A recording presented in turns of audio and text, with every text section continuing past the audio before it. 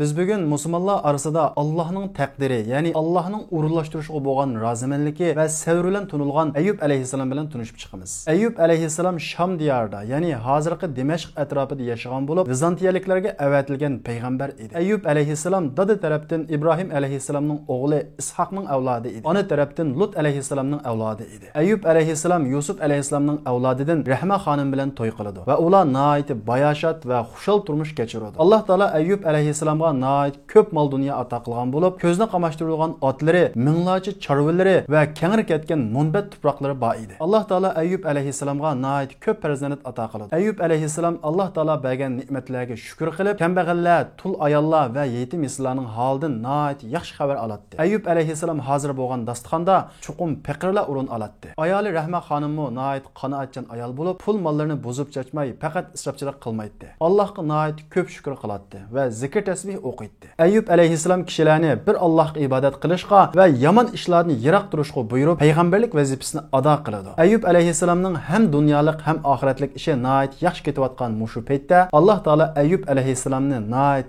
ig'ir bir sinoq bilan imtihon qilishni iroda qiladi. Ayyub alayhissalomning 9 farzandi bo'lib, bir kuni bir farzandi tuyuqsiz qazo qiladi. Berginimi Alloh, elib ketganimi Alloh deb sabr qiladi. Uzoq o'tmay yana bir farzandi qazo qiladi. Shunda qilib Ayyub alayhissalomning orqa farzandi qazo qilib 9 farzandning hammasidan ayrilib qoladi. Ayyub alayhissalomning qalbi shuncha azoblansimi, Allohning irodasiga, Allohning urulashtirishiga bo'ysunib va rozi bo'lib sabr qiladi. Shayton Ayyub alayhissalomni shuncha ozdirishga, Allohga isyon qilishga tirishgan bo'lsa-mu, Ayyub alayhissalomning iymoni va Allohning irodasiga bo'lgan bo'ysunishi shaytonning hiylesini barbod qiladi. Ayyub alayhissalom mushundaq sabr bilan ketayotgan bir kunlarda Ayyub alayhissalomning chorvalariga kasal tegadi va chorvalari bir-birlab o'lishga boshlaydi. Kasal nihoyat tez suratda tarqalib, Ayyub alayhissalom minglab chorvalardan ayrilib qoladi. Amma Ayyub alayhissalom berginimi Alloh, elib ketganimi Alloh deb Allohning taqdiri, Allohning urulashtirishiga rozi bo'lib sabr qiladi. Allohga hech qachon isyon yoki qaqshash tuyg'usida bo'lmaydi. Chunki Ayyub alayhissalom Allohning berishidimi, elishidimi cho'qim yaxshilik bor deb Allohning ishlarida Allohga o'zini butunlay topshirgan edi. Uzun o'tmay Ayyub alayhissalomning zo'r ko'lamdagi ziroatlari orqa bir qancha yil hosil bermaydi. Ayyub alayhissalom kelgan orqa bu musibatlar Ayyub alayhissalomning sabrini va rozimanligini texim oshiradi. Ammo kunlarning o'tishiga ergishib Ayyub alayhissalomning turmush ahvoli kundan kunga nacharlashishga boshlaydi. Turmush ahvoli nacharlashayotgan mushu paytda Ayyub alayhissalomga ushtumtut bir ig'ir kasal tegadi. Ayyub alayhissalomning ahvoli kundan kunga nacharlashishga boshlaydi. Turmush qiyinchiliqimi kundan kunga ig'irlashishga boshlaydi. Buni ko'rgan kishilar Ayyub rost payg'ambar emas ekan. Agar Ayyub rost payg'ambar bo'lgan bo'lsa, buncha musibatlarga duch kelmaydi. Robbi uni saqlaydi. Shundaqla uning kasaliga shifolik beradi deb Ayyubga bo'lgan iymonidan voz kechib Allohni inkor qilishga boshlaydi. Shunday qilib kishilarning hammasi iymonidan voz kechib Ayyub alayhissalomning qishida ikki qarindosh va Ayyub alayhissalomning ayoli Rahma xonimlik qilib qoladi. Ayyub alayhissalomning kesili ig'irlashgan siri kishilar gap so'z taqitib Ayyubning kesili kishilarga yo'qudi ekan deb Ayyub alayhissalomni shahardan chiqitishga majburlaydi. Ayyub alayhissalomning ayoli Rahma amalsiz Ayyub alayhissalomni yudib shahardan ayriladi va shahar sirtiga chiqib bir yerga urilishadi. Ayyub alayhissalomning ostiga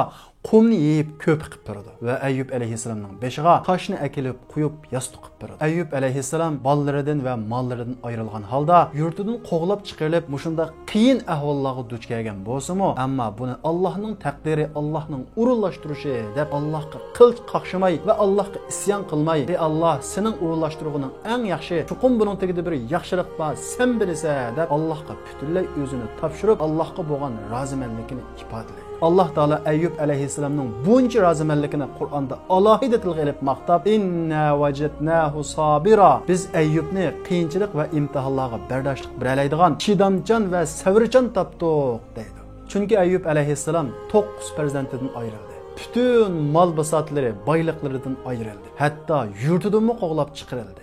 Uning bilan to'xtab qolmasdan tan saqliqdan iborat buyuk ne'matdanmi ayrildi. Bu bir kun yoki bir hafta yoki bir oy yoki bir yil davomlashmadi. Bu ahvol saq 18 yıl davamlaşdı. Amma Eyyub aleyhisselam muş yıllarning hammasida savrichanlik va Allohga bo'lgan rozimanlik bilan yashadi. Amma Eyyub aleyhisselam muş vaqtlarning hammasida Alloh yaxshi biladi, Allohning qilgani nim bo'lsa shu yaxshi deb Allohga o'zini butunlay topshirib, rozimanlik va savr bilan yashadi. Hech qachon Allohga isyon qilmadi. Bu Alloh nima uchun menga yordam qilmaydi, nima uchun menga shifolik bermaydi deb bir qitim qaqshimadi. Eyyub aleyhisselamning ayoli Rahma xonim nihoyat vafodor ayol bo'lib, Eyyub aleyhisselamning holidan nihoyat yaxshi xabar oladi. Turmushni qamdash uchun shahardagi ayollarning qishig'iga berib, yip egirib berib ishlab pul topadi. Kishilar Eyyub aleyhisselamning kesili boshqalarga yo'qidi deb Eyyub aleyhisselamning ayolidan qochib, uni qishida ishlashdan cheklaydi. Eyyub aleyhisselamning ayoli uyan o'ylab, buyan o'ylab, oxiri amalsiz holda o'rimi chechini kesib shaharga olib sotadi va uningga yemak-ichmak olib keladi.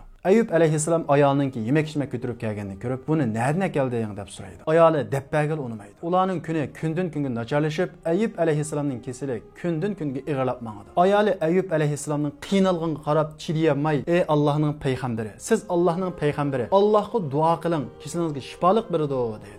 Eyyub aleyhisselam ayoliga, "Ey xotin, biz qancha yil bayashat turmush kechirdik" deb so'raydi. Ayoli 80 yil deb javob beradi. Eyyub aleyhisselam, "Men kesel tatotqil qancha yil bo'ldi?" dedi. 7 yil dedi. Eyyub aleyhisselam, "Men 80 yil bayashat turmush kechirib, 7 yil Alloh taolo menga bir sinoqni bersa, buningga bardashlik bermay Allohdan shifolik tilegidi, men numus qilaman. Alloh menga nimani iroda qilgan bo'lsa, uningda chuqum yaxshilik bor. Alloh menga eng mehribon, eng kuyimchan zot" deb, yana Allohga bo'lgan rozimanligi va o'zini Allohga butunlay topshirdi.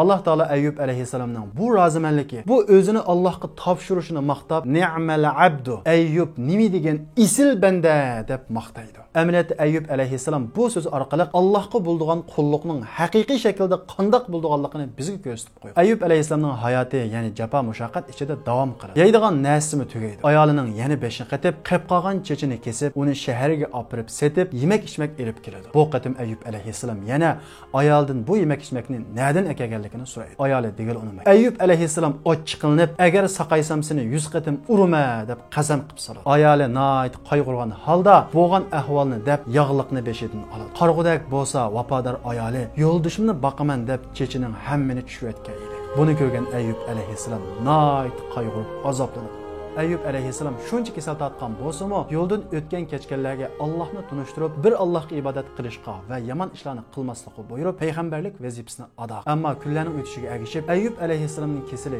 kundan kunga yomonlashib, payg'ambarlik vazifasini ado qilolmaydi. Uning ustiga heliqi iymondan yonmay qilib qolgan ikki qarindosh Eyyub aleyhisselamning kesiliga qarab, "Eyyub chuqum bir ig'ir gunoh o'tkazib solgan o'xshaydi" deb xatolish qarab mangadi. Buni anglagan Eyyub aleyhisselam nihoyat qayg'uradi va shayton Eyyub aleyhisselamning ayoliga har xil vasvasalarni qilishga boshlaydi. Oxiri Eyyub aleyhisselam payg'ambarlik vazifasini ado qilolmaganligi va atrofidagi kishilarni shaytonning ozdirayotganligini ko'rib, Allohga mundoq duo qiladi. "Anni massaniya shaytonu binusbi va azab."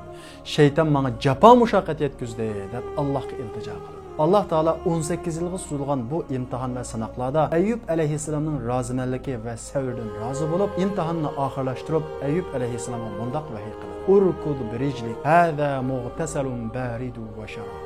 Ey Eyyub, o'rningdan turib yegi tepki. Hali yo'q yotgan Eyyub aleyhisselam Allohning buyrug'ini ijro qilib, o'rnidan turib yegi tepdi. Yerdan o'qdek buloqlar etib chiqishga boshladi. Eyyub aleyhisselam Allohning buyrug'i bilan bu suvdan ichidi va yunidi. Allohning mo'jizasi bilan aslidagi sapsaq holatiga butunlay qaytib keldi. Ayoli qaytib, uyda Eyyub aleyhisselamning yo'qligini ko'rib nihoyat ansaydi va o'rnidan turolmaydigan Eyyub aleyhisselamning yo'qligidan nihoyat hayron qoldi. Sırtlarga çıkıp Eyyub aleyhisselamni izleydi ve aldığa Eyyub aleyhisselam uçraydi. Ayoli Eyyub aleyhisselamni tanıyamay, "Bir kesel adamni ko'rdingizmi?" deb so'raydi. Eyyub aleyhisselam tabassum qilib, o'zining Eyyub aleyhisselam ekanligi ve Allohning shifolik berishidan saqayganligini aytdi. Ayoli Eyyub aleyhisselamni ko'rib, yig'lagan holatda Allohga hamd va sano va shukr aytdi. Allah Teala Eyyub aleyhisselamga ilgari ilib olgan mol-mulklarining hammasini yangidan berdi va ularga nurg'unlagan farzand ato qildi. Ular ig'ir musibat va sinoqdan keyin aslidagi bayashat turmushiga yangidan qaytadi. Bir kuni Eyyub aleyhisselam yunayotgan vaqtida uning kiyimiga oltin chikatkidan birisi tushdi. Eyyub aleyhisselam uni elib kiyimining yanchiqiga sep qo'ydi. Alloh taolo shu vaqtda Eyyub aleyhisselam xitob qilib, "Ey Eyyub, mening berganlarim seni behojat qilmadimi?" deb so'raydi. Eyyub aleyhisselam, "Albatta behojat qildi ey Alloh, ammo men sening bergan narsalaringdan hech qachon behojat bo'lolmayman." Shunda qilib Ayyub alayhissalom va vafodor ayoli Rahma xonim aslidagi bayashat turmushiga qaytib, go'zal turmushni kechirdi.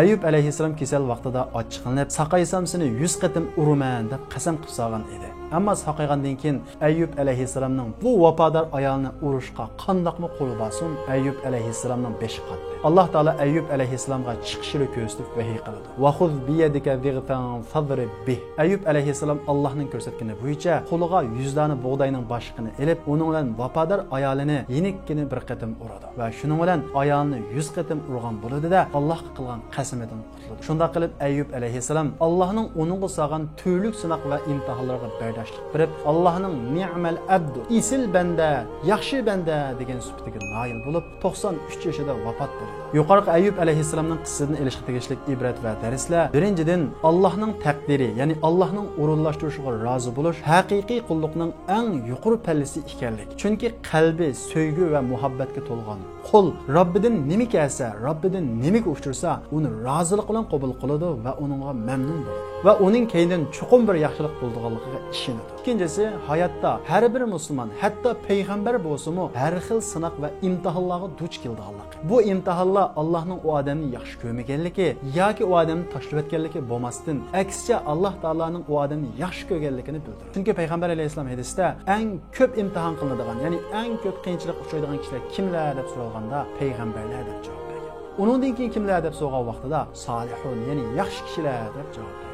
Demek sınaq ve imtihan ve qiyinchiliklar, kesel, her xil musibatlarning kelganligi u odamning eski yoki nacharligi bo'lmasdan, aksicha u odamni Allohning yaxshi ko'rganligining bir isbot ekanligini ko'ra olamiz. Üçüncüsü, musulmon bayashat vaqtida emas, qiyinchilikqa duch kelgan vaqtida Allohdan umid uzmaslik va Allohning taqdiriga xuddi Alloh mukofot in'om bergan vaqtida rozi bo'lganga o'xshash Allohning siniqiga rozilik bilan muomala qilishni ko'ra olamiz. Üçüncüsü, musulmon bayashat vaqtida emas, qiyinchilikqa uchraganda iymonda mustahkam turishi va Allohga shukr qilishi va Allohning o'rinlashtirishi va taqdiriga rozi bo'lishining muhim ekanligini ko'ra olamiz. Alloh bir musibat va qiyinchilik bersimi, uningga qalbimizda rozi bo'lish va uning keyindan bir yaxshilikning borligiga ishonish kerakligini ko'ra olamiz. To'rtinchisi, Allohning yordami nihoyat oddiy sabab bilan kelganligi. Ammo Allohning yordamiga chuqur sabab qilishning muhim ekanligini ko'ra olamiz. Masalan, Alloh taolo holi yo'q Ayyub alayhissalomni karavotida yotgan holatda uningga shifolik berishga qodir. Ammo Alloh taolo Ayyub alayhissalomga urkud birijlik o'rningdan turib, ya'ni tab deb buyruq qildi. Shuning orqali sen davoyinga, ya'ni shifoyinga erisha olaysan. Demek biz va'da qilingan yordamlarga erishish uchun chuqur sabab qilishimiz kerak. Beshinchisi, haqiqiy vafo va sadoqatning bayashat vaqtida emas, qiyinchilik vaqtida o'tirg'i chiqadiganligini ko'ra olamiz va vafodor ayolning eng cho'ng boylik va erning baxti ekanligini ko'ra olamiz. Oltinchisi, Alloh taolo bizni imtihon qilib, sinov qilib, bizni ilib olgan narsalarni agar biz sabr qilib, Allohga rozimanligimizni ifodalab bu imtihondan o'tsak, bizga hasilab qaytarib beradiganligini ko'ra olamiz.